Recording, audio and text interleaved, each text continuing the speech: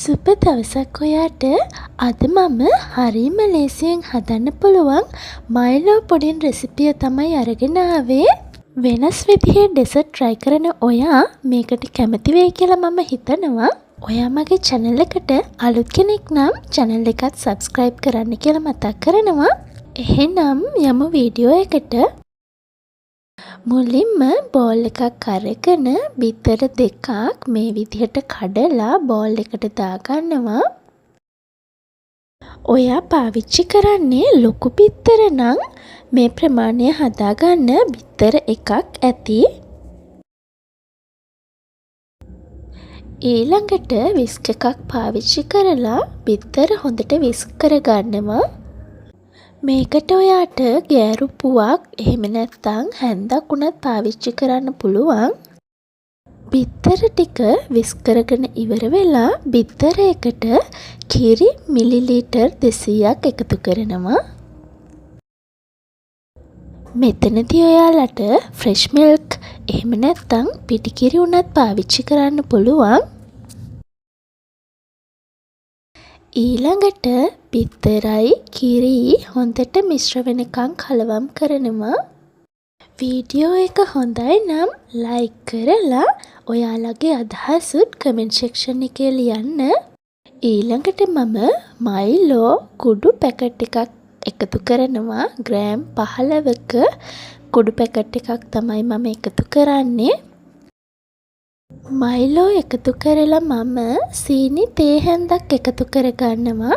මෙතනදි කියන්න ඕනි සාමාන්‍ය පැණි රසක් ඔයාට ඕන නම් සීනි තේ හැඳි 3ක් වගේ එකතු කරන්න. ගොඩක් පැණි රසට මම කැමති නැති නිසා මෙතනදි මං තේ හැඳි 1යි එකතු කරේ. ඊළඟට මයිලෝ සීනි හොඳට දිය වෙනකම් මේ වගේ කලවම් කරගන්න ඕනි. මේ පුඩින් එක හදන්න වැඩි වෙලාවක් යන්නෙත් නෑ. ඒ වගේම අඩු අමුද්‍රව්‍ය ප්‍රමාණයකින් හදන්න පුළුවන් නිසා වැඩි වියදමක් යන්නෙත් නෑ. දැන් අපි සීනි මයිලෝයි දිය කරගෙන ඉවරයි. ඊළඟට අපි ස්ටීම් කරන භාජනයට මේ වගේ පෙරණයකින් පෙරලා අපි හදාගත්ත මිශ්‍රණය එකතු කරනවා.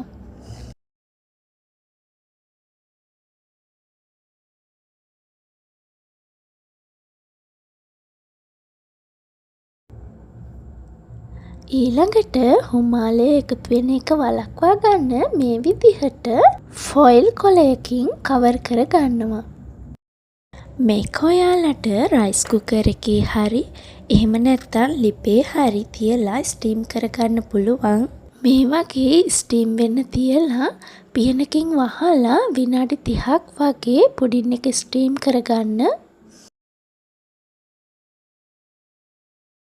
මේ තියෙන්නේ විනාඩි 30කට පස්සේ දැන් පුඩින් එක හොඳට තැම්බිලා තියෙන්නේ. දැන් අපි මේක අනිත් පැත්ත හරවා ගමු. පුඩින් එක පිළිගන්වන්න කලින් පැය 2ක් වගේ ශීතකරණයේ තියෙන්න ඇරලා ගන්න. එතකොට තමයි ගොඩක්ම රස. පුඩින් එක ලස්සන කරගන්න මම මෙතනදී හීනියට කපාගත්ත රටකජු ටිකක් වගේම කැරමල් කරගත්ත පැණි ටිකක් එකතු කරනවා. ඔයාලා කැමති නම් ඒ දේවල් එකතු කරගන්න. එහෙනම් ඔයාලත් හදලා බලලා රස කොහොමද කියලා කමෙන්ට් එකක් දාන්න. අදට ගිහින් එන්නම් ආයෙමත් රස රෙසිපියකින් හමු වෙමු.